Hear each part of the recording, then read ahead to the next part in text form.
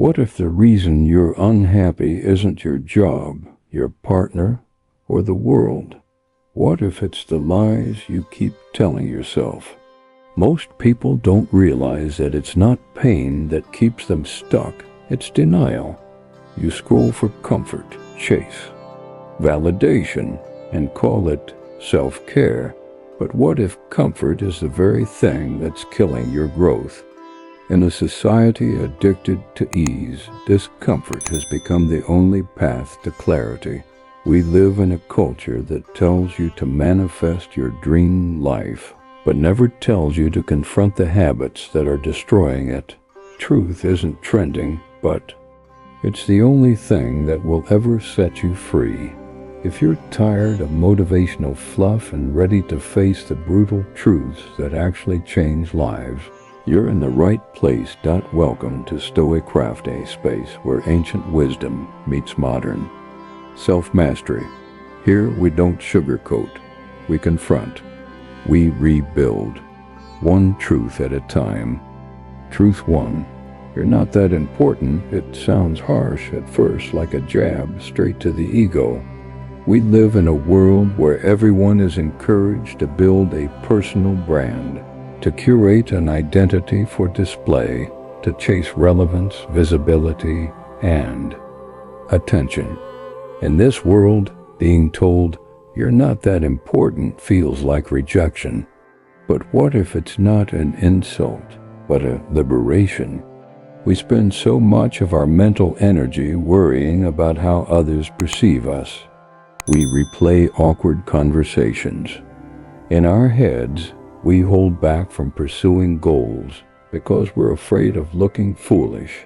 We shrink ourselves for fear of judgment. But here's the liberating truth. Most people aren't thinking about you. Not because you're invisible, but because they're just like you.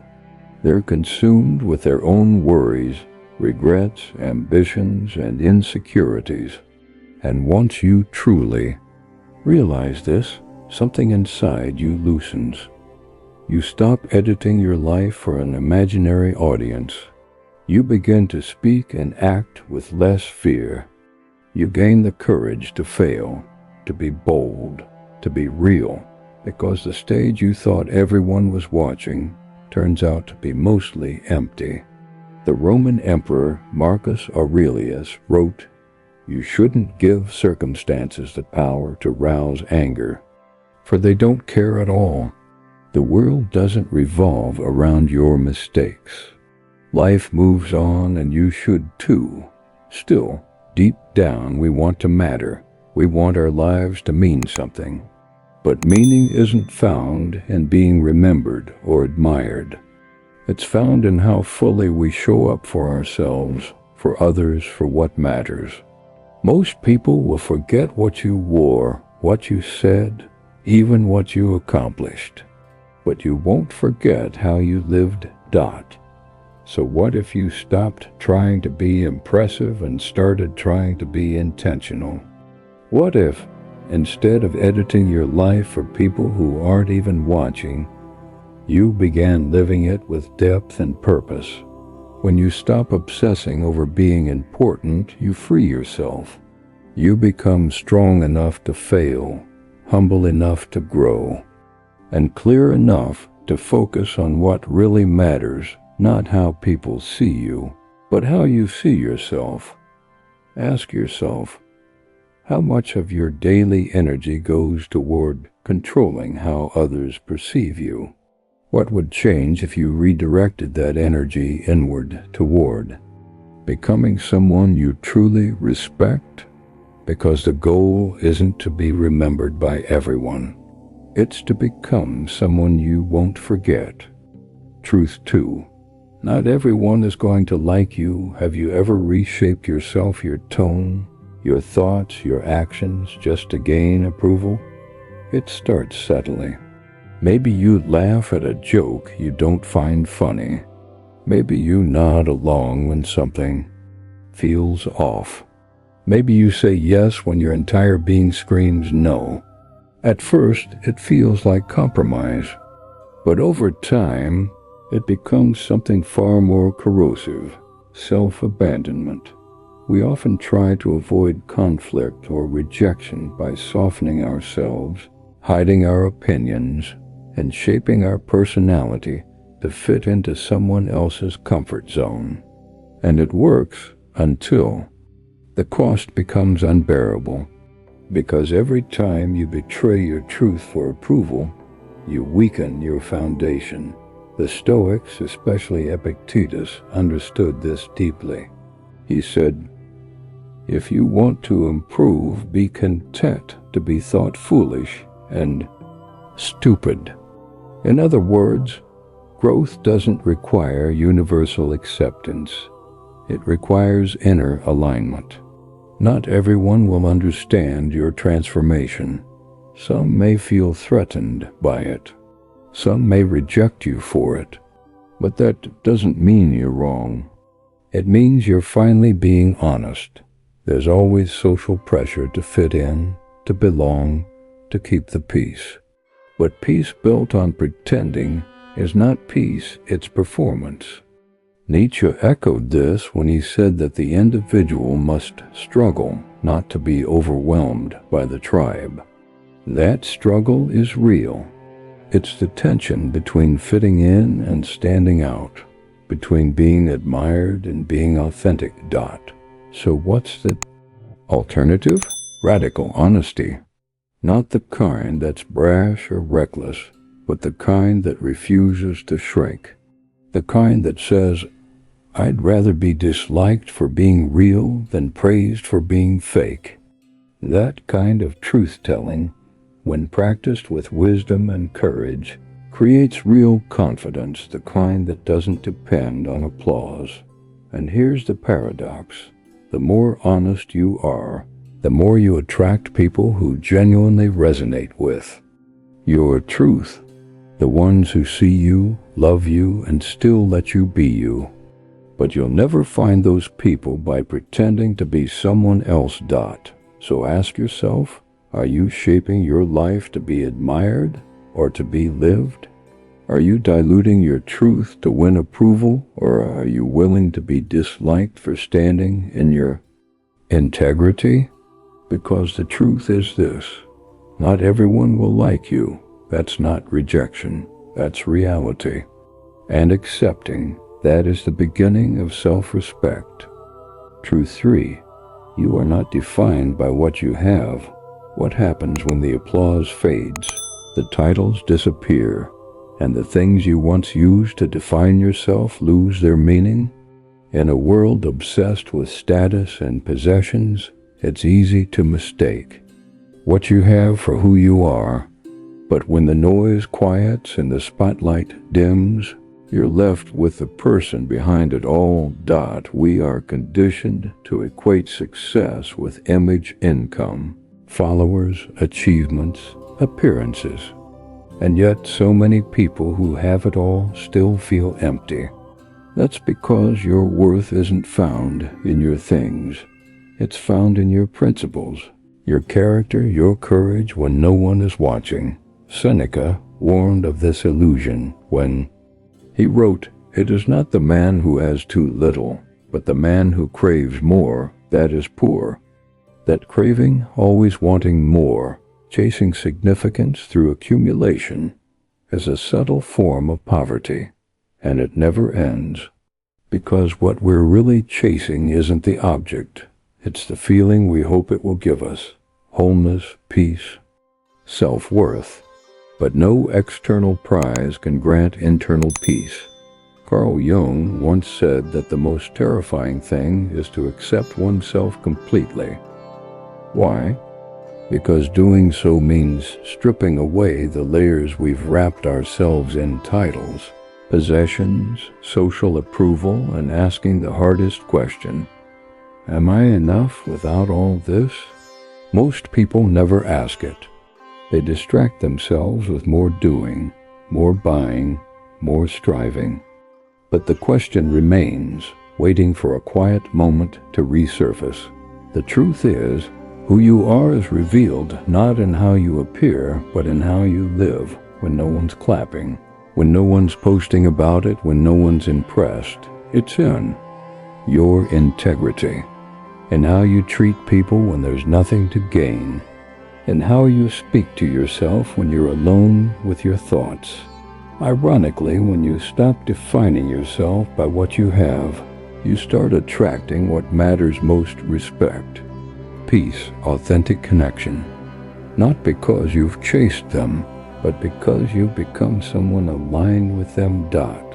So ask yourself, if all your achievements and possessions were stripped away, who would remain? Would you still recognize yourself? Would you still respect yourself? You are not what you have. You are what you've overcome. You are what you believe in. You are what you build in silence. Truth 4. You always have a choice. It's easy to forget that we're free, not just in the political sense, but in the deeply personal, invisible sense. Most of us move through life reacting, not choosing. We feel powerless when circumstances shift, when relationships change, when plans fall apart. But even in chaos, one truth remains: you always have a choice. You can't control everything that happens to you, but you can control how you respond.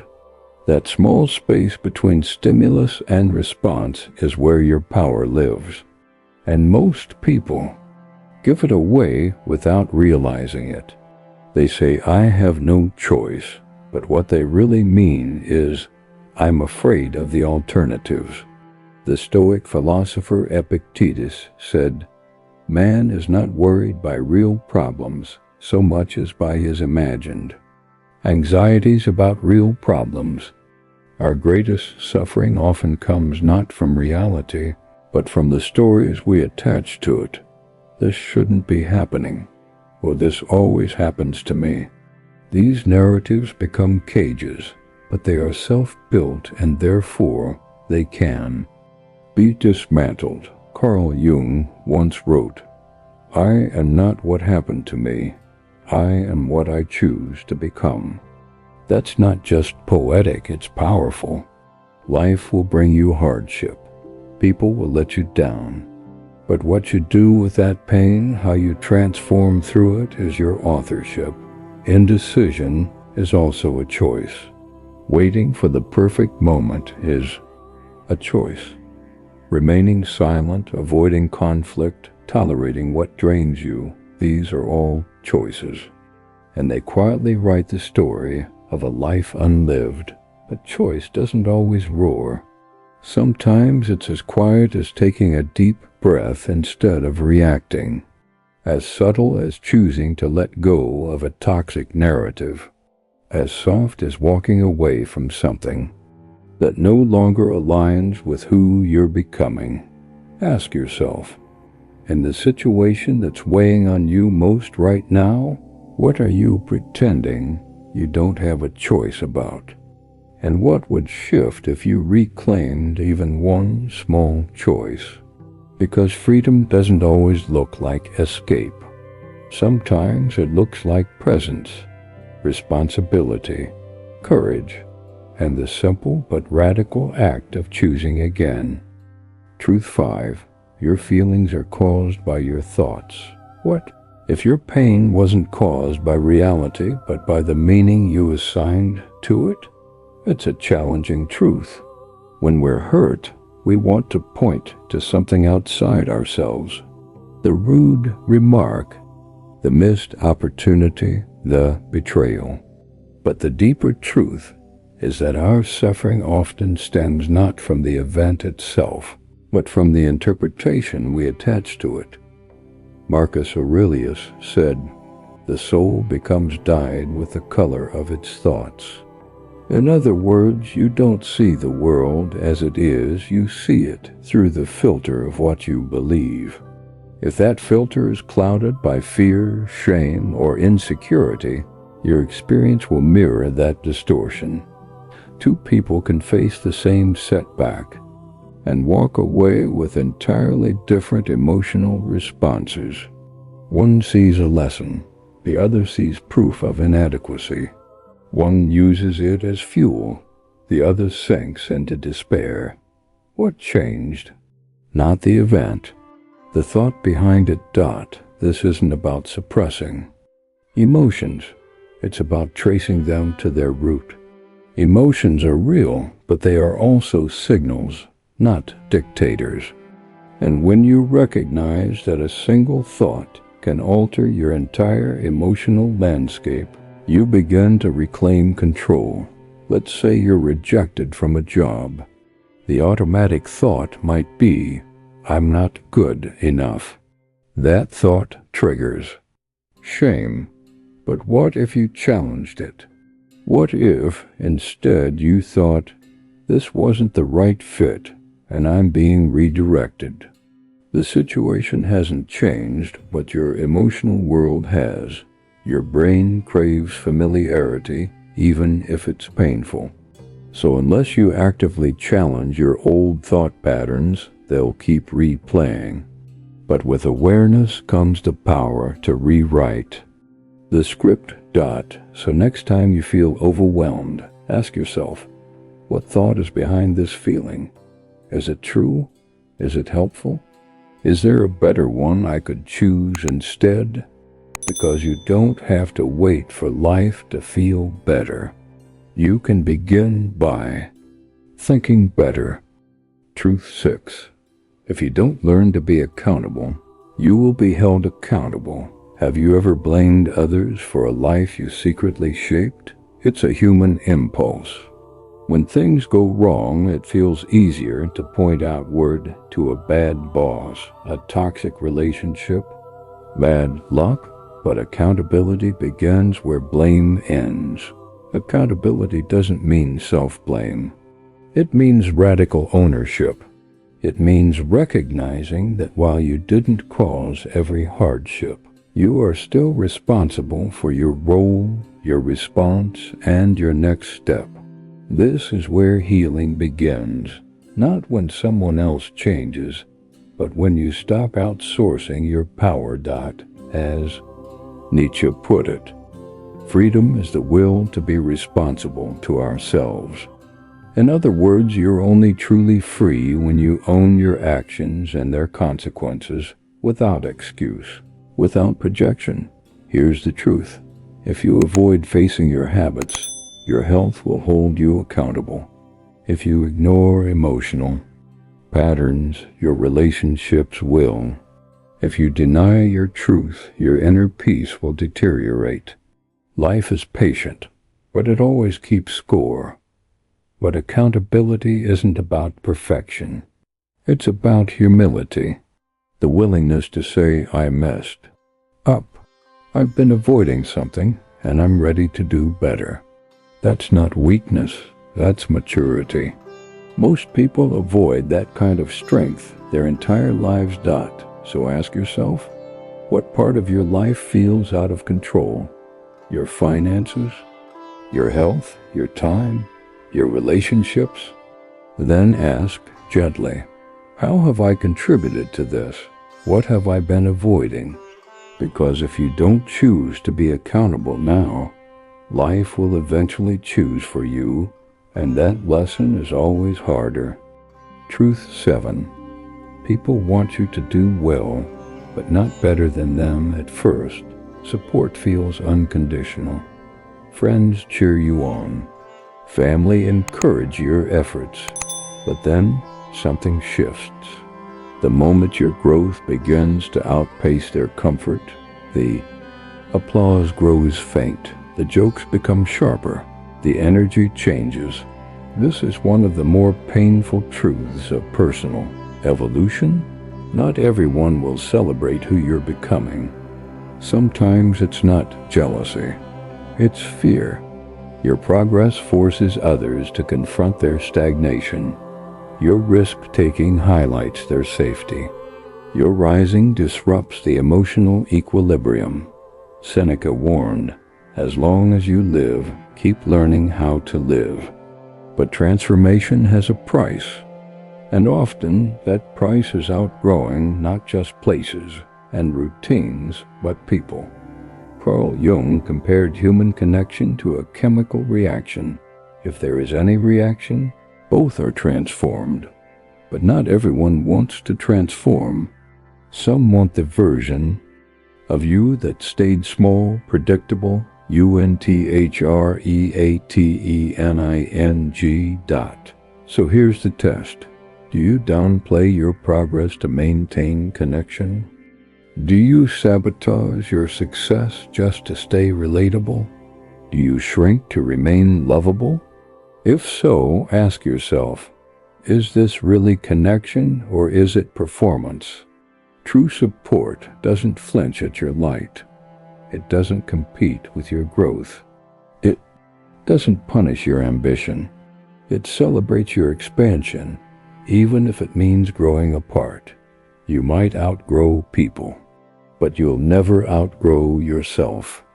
And when you honor that truth, you attract relationships rooted in mutual expansion, not quiet resentment. Truth 8. There is no perfect time to do anything.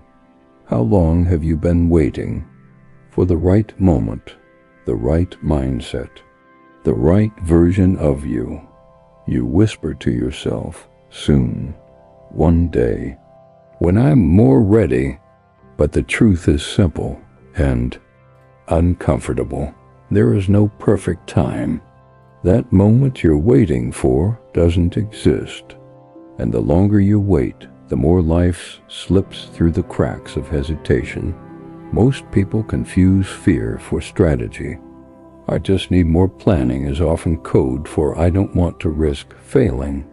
But the clarity, the courage, the confidence, you don't get those first. You build them by acting. Epictetus asked, how long are you going to wait before you demand the best for yourself? It's not a quote, it's a confrontation.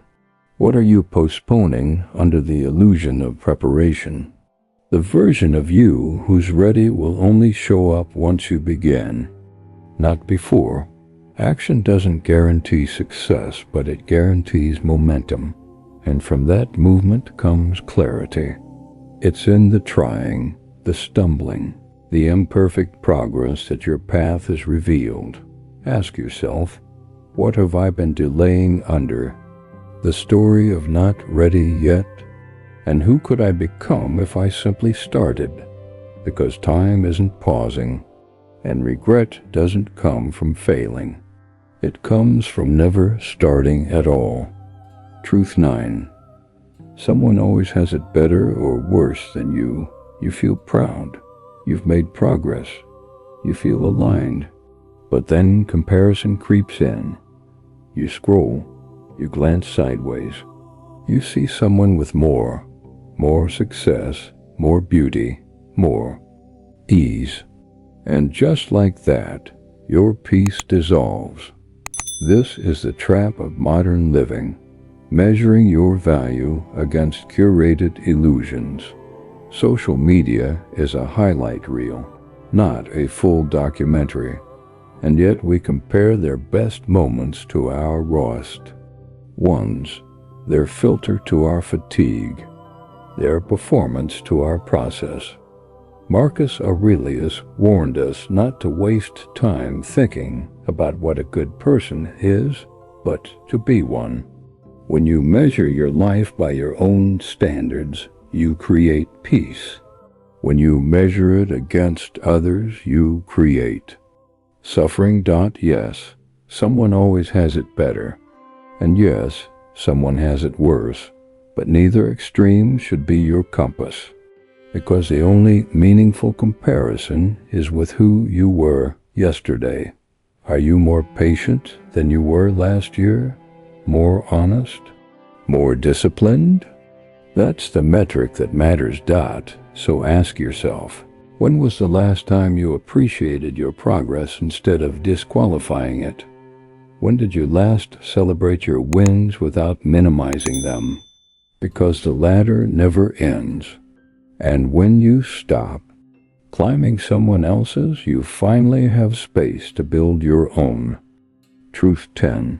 Fear will keep you from living. Think about everything you haven't done, not because it was impossible, but because it was scary.